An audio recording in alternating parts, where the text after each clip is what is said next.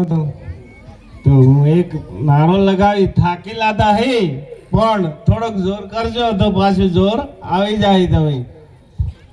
जय जोहर का नारा है भारत देश हमारा है। जय जोहर का नारा है भारत देश हमारा है। एक तीर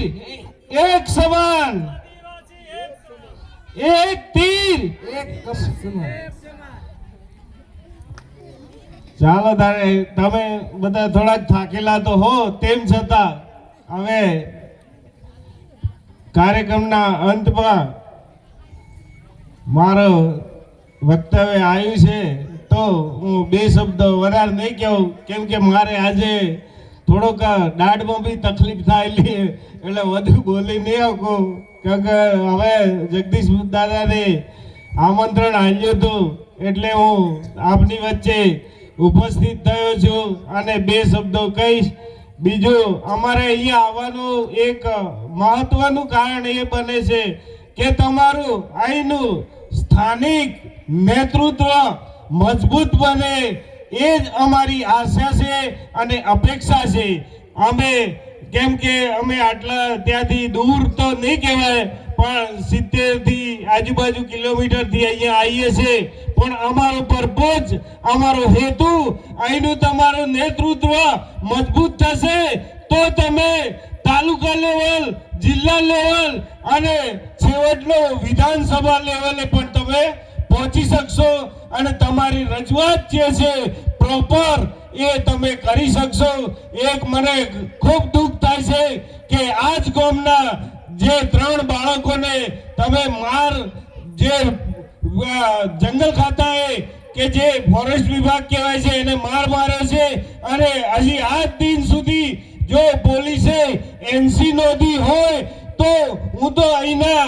આગેવાનોને પણ કહીશ કે તમે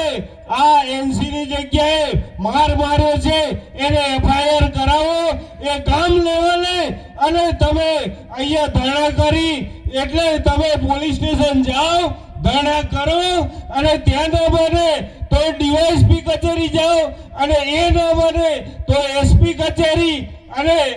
મામલતદાર કલેક્ટર તમામ જગ્યાએ તમારે આ પ્રયાસ કરવો પડશે કેમ કે તમે અત્યારે શાંતિથી બેસી રહ્યા છો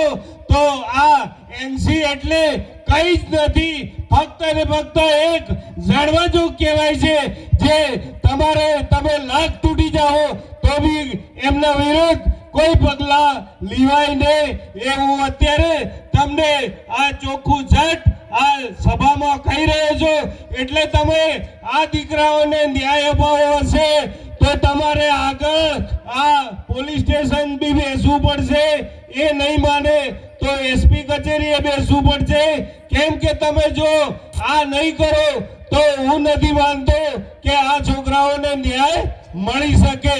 અને બીજી વાત આ દીકરાઓ સિવાયની કે તમારે જો આગળ આવવું હશે તો ઘણા બધા મારા આગળના વક્તાઓએ કીધું તેમ શિક્ષણ એ એક આપણો મજબૂત પાયો છે। તમારે અહીંયા અત્યારે હાલમાં તો ઘણા બધા શિક્ષિત યુવા વર્ગ જોવા મળે છે પણ તેમ છતાં અત્યારે જે પ્રાથમિક શાળાઓમાં જે બાળકો ભણે છે એને તમે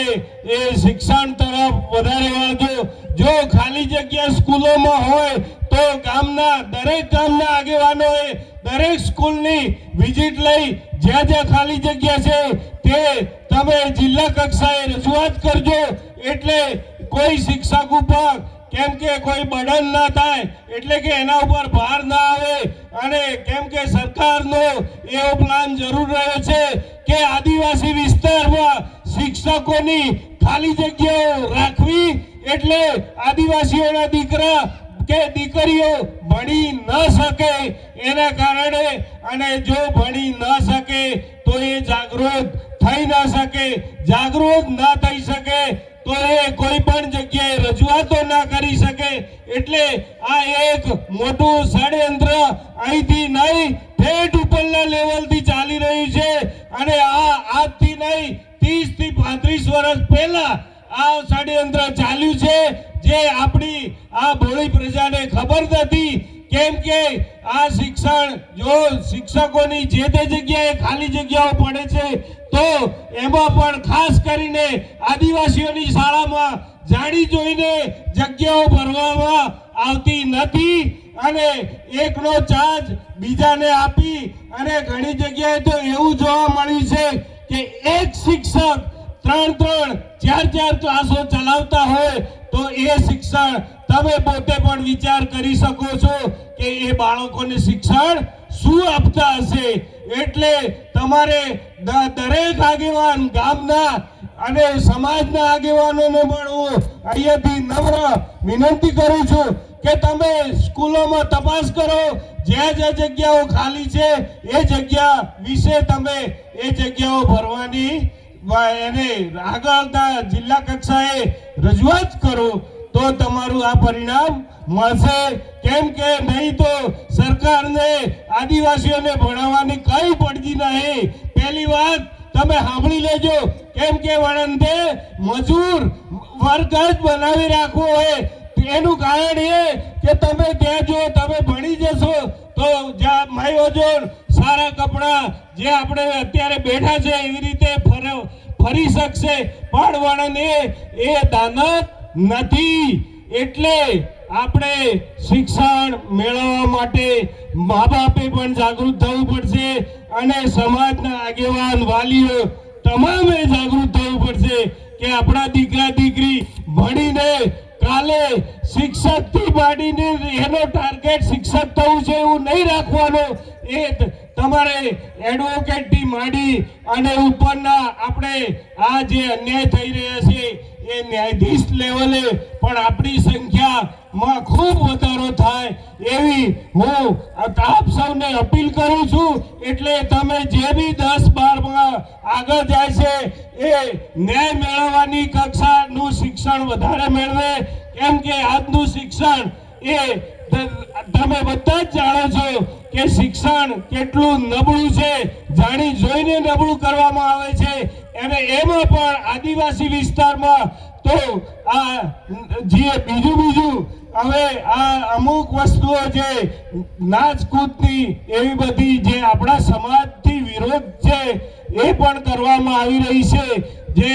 એક જાતનું ષડયંત્ર કહેવાય કેમ કે આપણે પ્રકૃતિ પૂજક છીએ આપણે આદિવાસીઓની શાળામાં આદિવાસીઓની પ્રકૃતિ મુજબના કાર્યક્રમો થાય તો વધુ સારું છે કેમ કે આ લોકો જે આપણાને એક મોટો જે કહેવાય કે આપણે પ્રકૃતિ પૂજક માંથી એમને વોટ બેંક બનાવવા માટે આપણને બીજો ધર્મ પકડાવી દે છે દાખલા તરીકે આપણે જ્યાં ઝંડા લઈને નીકળ્યા અંબાજી જવા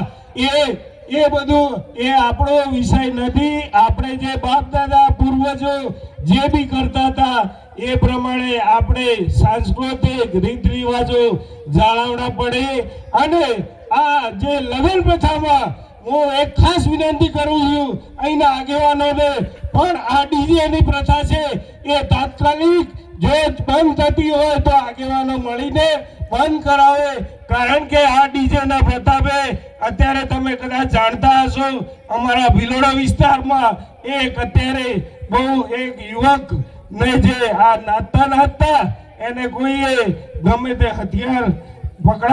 મારી દીધું છે અને એ પોતે આ દુનિયામાં રહ્યો નથી એટલે આપણું યુવાધન છે તે બિલકુલ અવળા માર્ગે ન જાય અને જે નશા કરવાની પદ્ધતિ છે એટલે નશો કરે છે એ પણ તમે કડક નિયમો અહીંના સમાજના પોશીના તાલુકાના કે આપણા સાબરકાંઠા જિલ્લાના તમામે ભેગા થઈ અને આ એક આ નષ્ટ થાય એવું એક કાર્યક્રમ ગોઠવો હવે હું વધારે નહીં કહેતા અહીંયા મારી વાણીને વિરામ આપીશ પણ એક નારો જરૂર બોલાવી એક તીર એક સમાન એક તીર એક સમાન આદિવાસી એક સમાન જય જોહર જય જોહાર જય જોહર જય આદિવાસી જય જોહર જય આદિવાસી